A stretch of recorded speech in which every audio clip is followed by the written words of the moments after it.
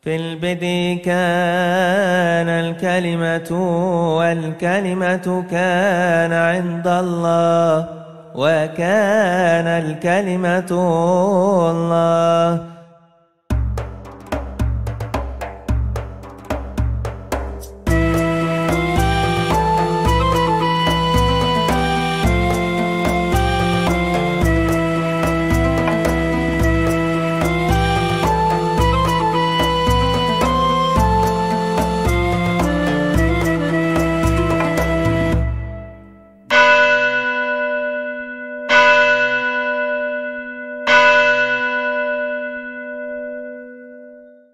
Terima kasih Pak Bambang, paparan penjelasan Bapak. Ya, saya meyakini dari penjelasan Bapak bahwa strata Tritunggal tetap monoteis. Saya meyakini itu Pak. Cuma ada pertanyaan saya Pak. Mungkin ini juga dialami oleh teman-teman hamba Tuhan dan juga umat Kristen. Kenapa orang yang percaya Yesus sebagai Tuhan itu sedikit, Pak? Sulit sekali diyakinkan, khususnya kepada teman saudara-saudara sepupu kita. Sulit sekali mereka percaya bahwa Yesus itu Tuhan. Itu karena Bapak yang membidangi pelajaran atau di bidang Islamologi lebih mendalam Pak ya. Kira-kira apa yang menyebabkan mereka sulit sekali percaya bahwa Yesus itu Tuhan? Mereka percaya sebatas nabi, sebatas manusia. Apa yang menyebabkan itu Pak? Makasih Pak Bambang, tolong dijelaskan. Terima kasih dari barisan tengah. Ini dari aktivis. Oke. Selamat malam Pak Bambang dan teman-teman semua. Ya, ketika Pak Bambang memberikan presentasi tadi, saya terus berpikir Pak, mengapa Allah kita itu menyatakan dirinya dalam Tritunggal yang sulit diterima oleh akal logika manusia, begitu ya. Sehingga akhirnya banyak yang tidak percaya bahwa Yesus itu adalah Tuhan. Kan lebih mudah diterima kalau dia menyatakan hanya sebagai Allah Bapa saja harusnya. Kok ribet banget sih? Mungkin begitu ya kata singkatnya. Kenapa Allah memilih menyatakan dirinya sebagai Tritunggal? Kok tidak hanya satu saja Allah Bapa?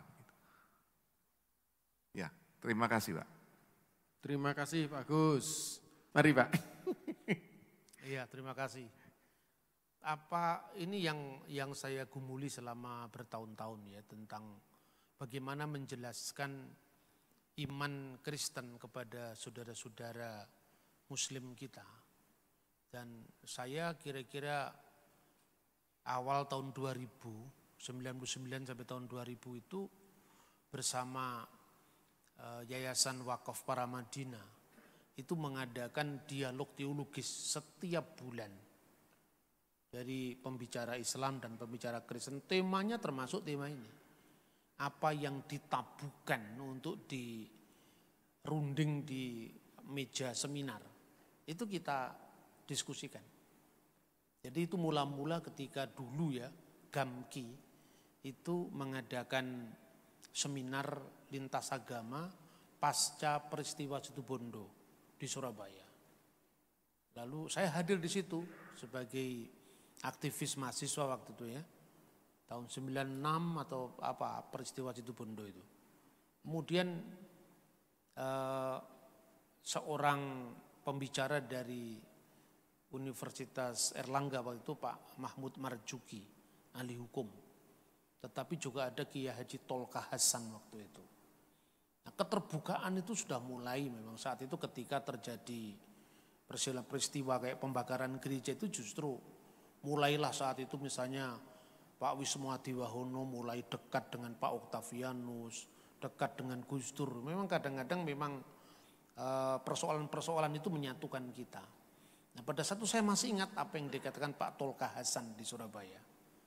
Saya datang ke sini tadi sudah diwanti-wanti oleh para kiai. Kiai Tolka, hati-hati jangan bicara soal akidah. Kita hanya bicara soal muamalah. Tidak boleh bicara soal akidah. Nah, tentu sebagai aktivis mahasiswa saat itu ya sekalipun saya sudah bukan mahasiswa lagi, tapi saya masih aktif di GMKI waktu itu. Sebagai senior tentu saja. Saya mengatakan begini, kenapa hal yang sesungguhnya krusial kok malah nggak boleh dibicarakan? Karena di Jawa Timur nggak mungkin dibicarakan, saya punya feeling politik saya. Ngomongnya mesti dari Jakarta ini. Kalau ngomong di daerah itu mesti nggak akan jalan. Lalu saya nembus lewat Gus Dur. Dan nembusnya pun juga harus lewat jalan yang tidak wajar. Ora umum. Jadi saya itu kalau pelayanan saya itu kalau dirumuskan dalam satu kata, ora umum. Kalau umum itu pasti tidak seperti sekarang. Ora umum itu hanya ngelawan arus juga, disalahpahami, itu biasa saya. Lalu saya katakan begini, kalau justru masalah ini tetap tidak kita clearkan, ini pasti toleransi antar agama, khususnya Islam dan Kristen, itu toleransi basa-basi. Lu kesalahpahamannya di sini kok malah kita diwanti-wanti tidak boleh ngomong ini bagaimana? Nah, disambut baik sama Cak Nur. Kalau gitu kita bikin acara bulanan ya. Tentu saya sudah datang dulu dengan lobi-lobi saya lewat ya tentu kajian-kajian keagamaan.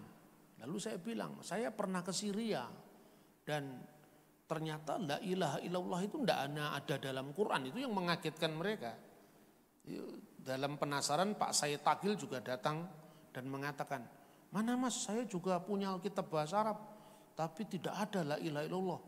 Lalu saya tunjukkan Alkitab terbitan Darul Kitabul Muqaddas fi Syarqil Ausat.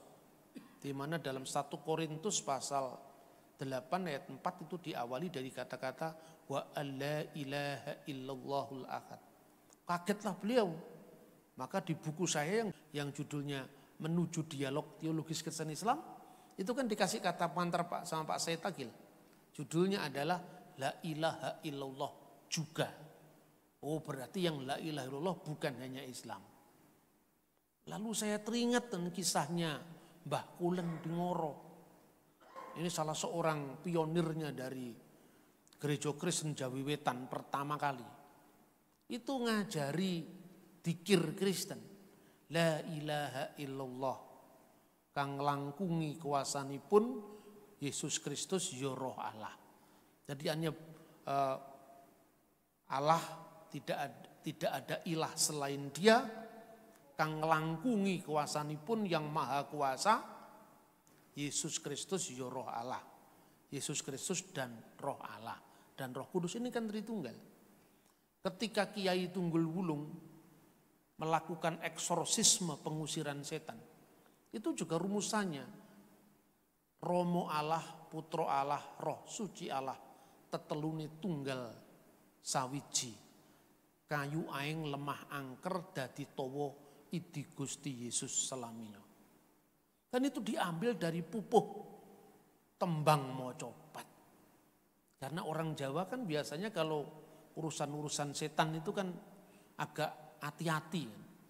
Ngapuranen sonangetang. Maafkanlah kalau saya menghitung. Lelembut ing nusa Jawi. Setan-setan di Pulau Jawa dihitung satu-satu, mulai dari Banyuwangi sampai di pantai paling barat Serang sana. Kang rumeksa ing nagara.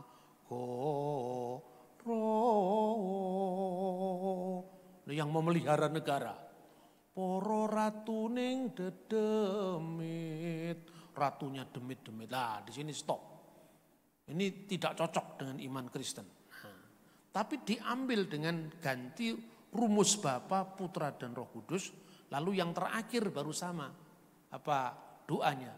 Kayu aing lemah sangar dadi tawa gung setane melayu. Ini trinitas ini, kenapa bisa diterima oleh orang Jawa? Ayo sekarang. Ini trinitas, kenapa bisa diterima orang Jawa? Bertrinitas itu bukan hal yang sulit disampaikan. Hanya frekuensinya tadi yang tidak nyambung. Coba perhatikan, renungkan. Ketika Kiai Tunggul Wulung, itu dulu itu apa namanya itu, agul-agulnya Pangeran Diponegoro itu ketika perang Jawa yang membuat Belanda bangkrut itu. Dia menjadi seorang Demang di wilayah Kediri. Namanya Demang Atmodirjo. Dia itu cucunya atau cicitnya Pangeran Sambernyowo yang tidak lain Sinuwun Mangkunegoro pertama. Ya. Raden Tondokusumo namanya. Kemudian dia menjadi pengikutnya Pangeran Diponegoro yang mau mendatangkan keadilan di Pulau Jawa. Karena Diponegoro itu kan Panatepanotogomo Sayyidin Panatepanotogomo Kalifatullah ing tanah Jawi. Loh Ratu Adil kok kalah? Gitu loh kira-kira. Berarti ada Ratu Adil yang tidak sekedar politis di sini dan kini, tapi Ratu Adil eskatologis di sana dan akan datang. Siapa dia? Itu yang dia cari. Naiklah dia ke Gunung Kelut. Ini cerita bukan dongeng, ini fakta sejarah. Dulu teman-teman senior GKJW, ketika saya mau nulis buku Menyongsong Ratu Adil itu, saya agak dipenggak itu, Pak. Ini hati-hati loh Pak. Nanti menjurus kepada sinkretisme. Ini bukan sinkretisme, ini sejarah kok. Tapi karena orang Belanda tidak paham ini. Dipikir bahasa esoterisme itu disamakan dengan okultisme. Padahal bukan. Jelas Kiai Tunggul Wulung itu ngusir setan dengan Yesus Kristus. Masa itu sama dengan demit. Demit kan gak mungkin bisa ngusir demit kecuali suruh pindah. Ya kan? Ngaliyo. Lagi ganti aku sing godo kan itu kan. Itu dunianya setan kan begitu, ndak bisa.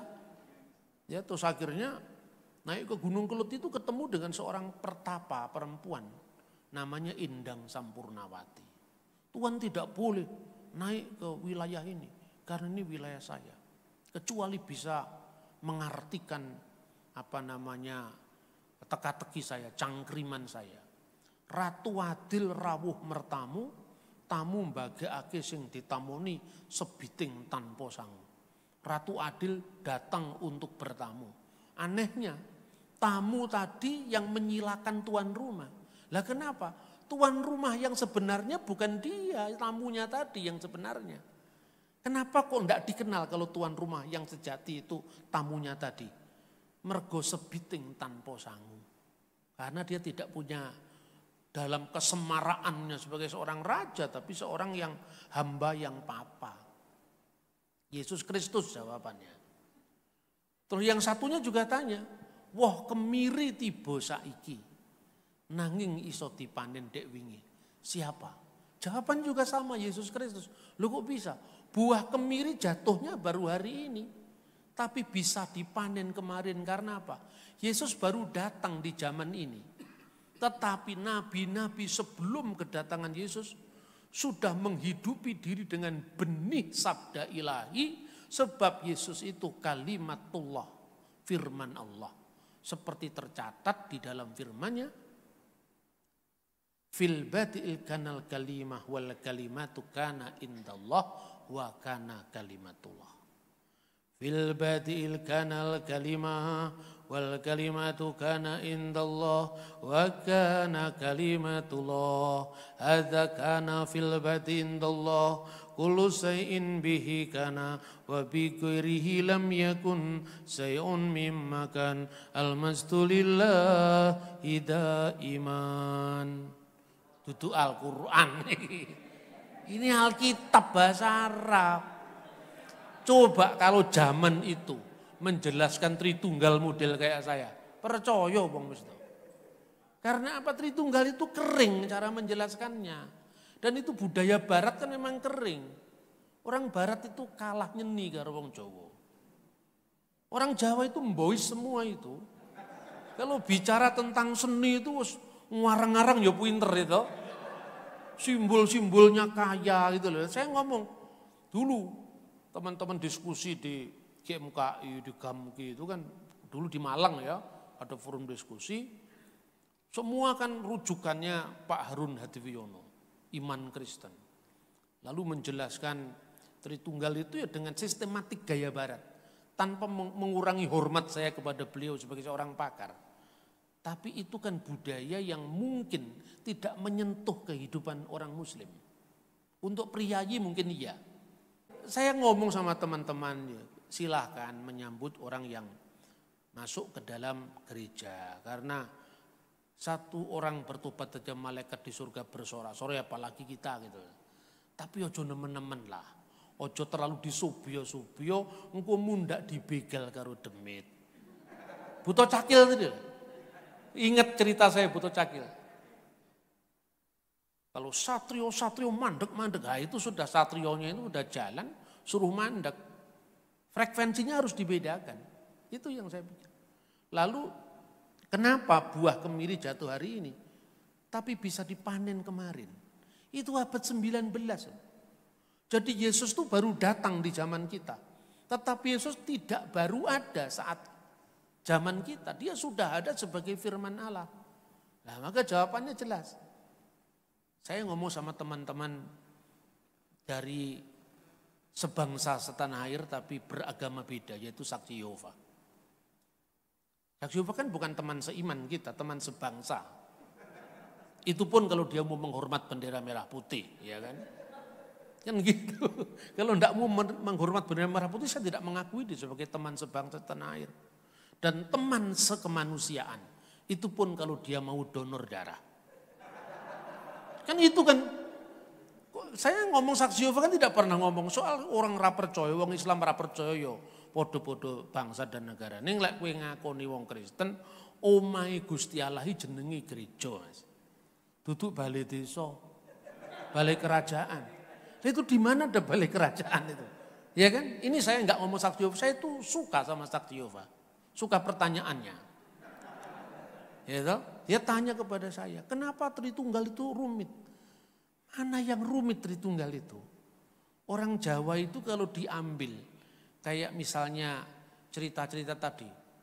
Tritunggal itu seperti jeruk keprok, jeruk Bali. Malah orang seneng. Loh Tritunggal kok padak nih jeruk toh Mas itu. Coba ini tes ya, orang Jawa tanya. Tritunggal itu seperti uap air es, kan diguyu. Tapi kalau ngomong tentang Tritunggal itu harus tengah malam. Sepi orang no suarane kutu-kutu walang atoko. Jadi nunggu malam, jangan siang-siang itu minum teh, kalau malam minum kopi. Gitu? Kalau sudah lingsir wengi, baru bicara tentang Tritunggal. Itu pun ngomongnya harus dehem-dehem sedikit. Nah itu baru. Itu baru nyambung, itu frekuensinya ilmunya sama, terus saya jelaskan. Nah ini, pertanyaannya kan gini, kenapa firman itu kok Allah? Nah sekarang kamu saya tanya, firman Allah dengan Allah itu dulu mana adanya? Lah kok pertanyaannya gitu toh Pak? Lah kan ya oleh aku takon, mau sing takon kowe tok. Hei bedaan lagi, Gusti Allah kalau firman Allah dhisik endi? Dulu Yehuwa Pak, dengan yakinnya sekali. Dulu Allah Yehuwa, oke? Berarti firman adanya kemudian. Iya Pak, ada kemudian. Berarti kalau firman ada kemudian, Allah sudah ada, firmannya belum ada. Mulai dia mikir. Ayo saya pikirin deh. Gusti Allah, firman Allah, dising. Gusti Allah Pak, yakin? Yakin Pak. Lah waktu firman belum ada, berarti Allah pernah tidak punya firman. Loh kok gitu Pak? Loh iya wong dhisik Gusti Allah. Berarti Gusti Allah pernah tidak mampu mencipta. Karena Allah mencipta dengan firman-Nya. Kalau bingung orang menjawab lebih dulu firman. Ya terus firman ini sopo. Firman Gusti Allah Pak. Ya berarti Allah dengan firmannya sama kekal. Itu cara pikir seperti itu yang bisa diterima. Gitu loh. Nah sekarang pertanyaan, Allah dengan roh Allah lebih dulu mana adanya? Ya lebih dulu Allah Pak. Berarti Allah pernah ada, rohnya belum ada. Ya tahu almarhum Mas kalau gitu Mas. Ya sama kekal Pak. Lah sama kekal berarti Bapa, Putra dan Roh Kudus. Loh kok gitu Pak? Loh sing takon lah kok gitu mesinnya aku Mas. Lah kok ngono Mas pikiranmu Mas? Yohanes bersama dengan Stefanus. Yohanes bukan Stefanus. Ya satunya di Jalan Leli, satunya di Jalan Mundu. Iya toh? Beda, dua alamat memang beda. Loh bener apa tidak saya?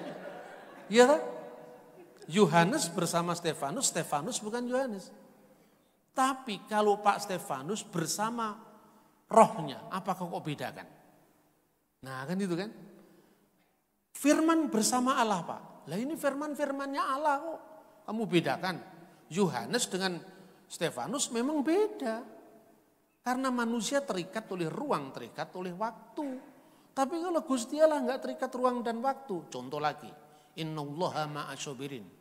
Allah beserta orang yang sabar. Jumlah wong sabar yang Malang piro? 1 juta Pak. Jumlah Gusti Allah piro? 1 Pak. Berarti 1 Tuhan beserta dengan 1 juta orang yang sabar di Malang pada waktu yang sama di 1 juta tempat yang berbeda.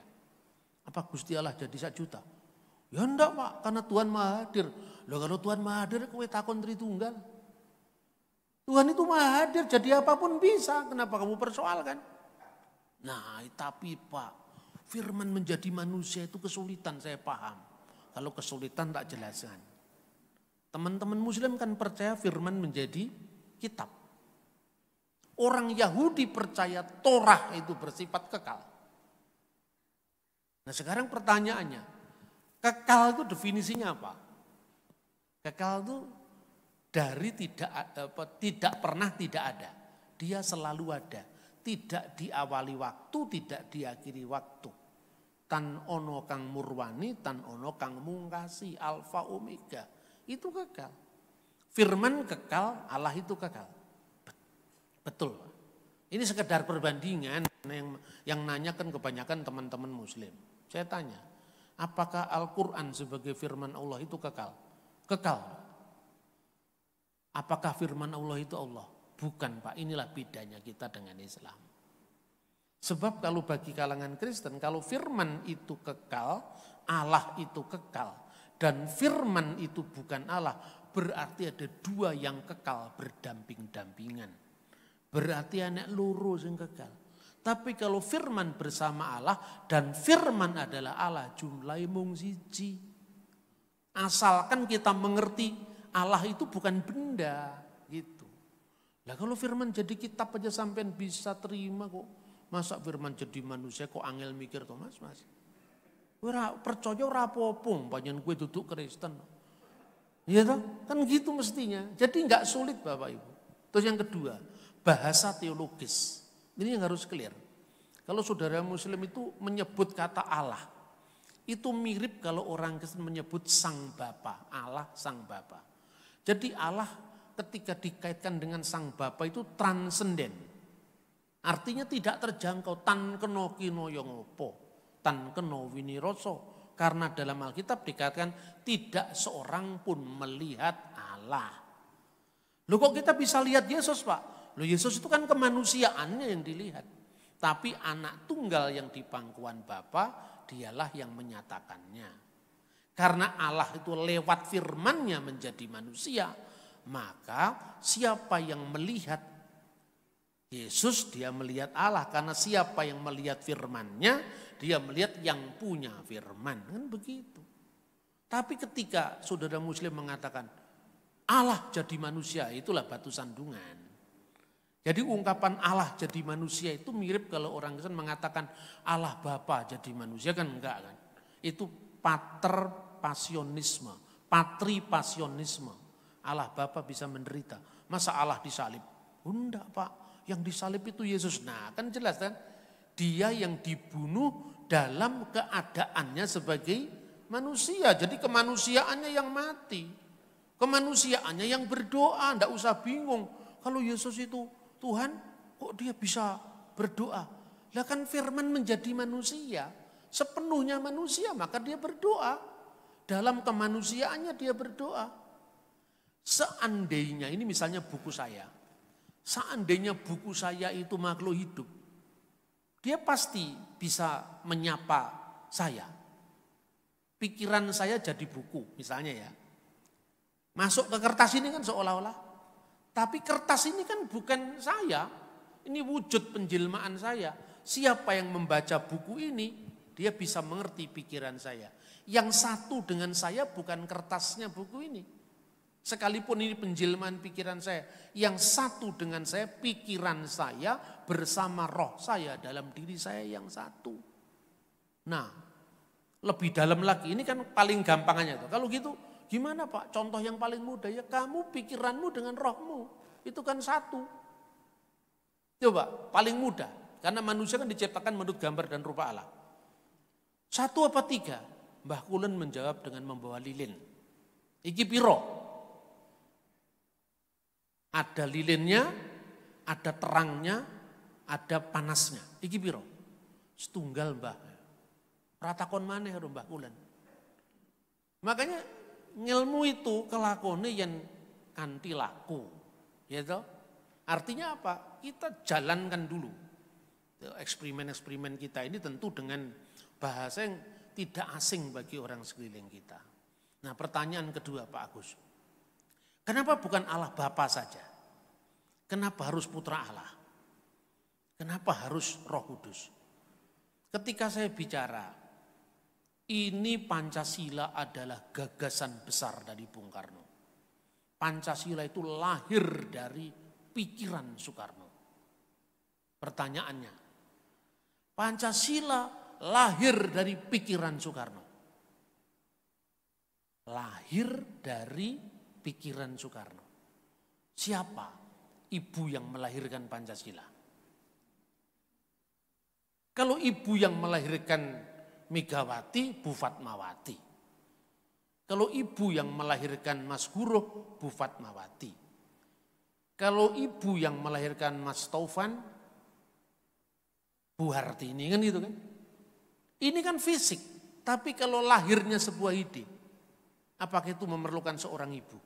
Tidak. Lah ini, bahasa ini kalau di kalangan orang kebatinan, ini lebih bisa dihormati. Nah, Anda lihat itu buku Serat Darmo Gandul yang Gundal Gandul aja bisa ngerti kok. Jadi orang Kristen dari pertama saya katakan jangan minder wardahait komplek. Kenapa hanya Bapak? Bapak itu merujuk kepada wujudnya, merujuk kepada eksistensinya. Eksistensi saja itu akan diam, tinggal diam tanpa menyatakan diri. Menyatakan diri itulah anak firman. Kalau hanya Bapa dalam makna wujud tanpa roh, apa bedanya dengan Tuhan berhala yang tanpa hidup, tanpa bisa bergerak? Roh Allah itu adalah sumber hidup dalam diri Allah. Nah, kira-kira seperti itu. Dalam sebuah pertemuan dengan kelompok kebatinan, saya pernah ditanya, bagaimana Anda menjelaskan misteri tentang Bapa, Putra, Roh Kudus, Sang Romo, Sang Putra, lan Sang Roh Suci. Kebetulan orang Pangestu, Pagayuban Ngesi Tunggal. Lebih bisa menerima, meskipun ada beda-beda dikit lah. Tapi ya sebetulnya perbedaan itu kan bisa didialogkan. Saya ngomong begini, sadurunge jagat kabeh ki ana sing ana apa, Mas? Gusti Allah, Pak. Lah iya. Wis, iling-ilingan. Sadurunge jagat gumelar ki ana sing ana sapa? Gusti Allah, Pak. Endi Gusti Allah? Ya, ketika Anda makan endi Gusti Allah berarti Tuhan itu berbeda, bukan kita, bukan di ruang ini. Sebab kalau Tuhan di ruang ini berarti fisik. Ning ngarepmu ana sapa? Ning ngarepmu ana Pak Ginting. Ya toh? Ini sama. di ruang dan waktu. Tapi ketika bicara, dia ada di sini. Jadi saudara-saudara berharaplah pada Tuhan, dia ada di sini. Ini di gereja. Pak Gideon berkhotbah di sini. Tuhan ada di sini saudara-saudara. Jikalau engkau memiliki beban permohonan, nyatakan Tuhan ada di sini. Saya kira tidak ada satupun jemaatnya Pak Gideon. Iya tak? Karena kita bicara tentang Tuhan beda dengan bicara tentang Pak Ginting itu. Ini harus clear dalam pembicaraan seperti ini. Sebelum segala sesuatu ada, yang ada apa? Tuhan. Nah sekarang, Tuhan itu maha kasih. Maha kasih Pak. Moho welas moho asih. Nah sebelum ada alam semesta ini, Tuhan mengasihi siapa? Ya. Tuhan yang mengasihi manusia Pak. Makanya ada ajaran ini di kalangan orang Kabatinan. Tuhan itu seperti perbendaraan yang terpendam. Dia ingin dikenal, maka dia menciptakan manusia supaya ada yang berdialog dengan dia. Lah kalau Tuhan menciptakan manusia supaya duwe konco, berarti Tuhan itu butuh aktualisasi diri. Tuhan kesepian. Sunyi sepi sendiri tanpa dirimu lagi. Manusia kesepian karena dia tidak punya alter ego. Pertanyaannya, waktu manusia belum ada, Tuhan sama siapa? Sendiri Pak. Berarti kesepian sampai dia mau menciptakan manusia. Enggak Pak. Yang dikasihi siapa? Di luar dirinya belum ada, yang ada cuma Tuhan. Maka jawabannya, Tuhan itu satu, tunggal tanpa kawan, tapi tidak pernah kesepian. Itulah Tritunggal. Sebab kalau subjek, ada objek. Subjeknya Bapa yang mengasihi, sasaran kasihnya kan Sang Putra. Kasih yang mengasihi, sasaran kasih yang dikasih, dan kasih itu sendiri. Yang mengasihi Bapa, yang dikasihi Putra, dan kasihnya adalah Roh Suci. Mula Gusti Allah ora tau kesepian. Wah Pak, meledos utekku Pak, mulakmu. Kowe ora tekan lek ngene iki ngelmune wong pinilih sing ngene. Saya bilang gitu. Jadi orang biasanya minder, kita minder dengan mereka, tak bikin minder. Mas, alon-alon Mas. Engko lek kowe ora tekan mundak edan, alon-alon. Bener. Ini Tritunggal loh sampai seperti ini loh, ini bukan omongan saya. Anda baca tulisannya Agustinus, Anda baca tulisannya Bapak Gereja seperti Athanasius dari Iskandaria, muridnya Rasul Yohanes yang namanya Ignatius dari Antioquia. Firman Allah yang keluar dari Allah di keheningan abadi. Dia sampaikan kepada orang Jawa. Inilah manunggaling kawula Gusti yang sebenarnya. Jadi Gusti Yesus itu manunggaling kawula Gusti. Allah manusia. Rahasia ini hanya bisa dicerna dalam iman Kristen karena ini ngelmu tua. Makanya saya ngomong teman-teman ini, hati-hati loh. Wilek ratekan iso edan. Jadi ilmu wong ngelmu tua. Gitu ya kira-kira.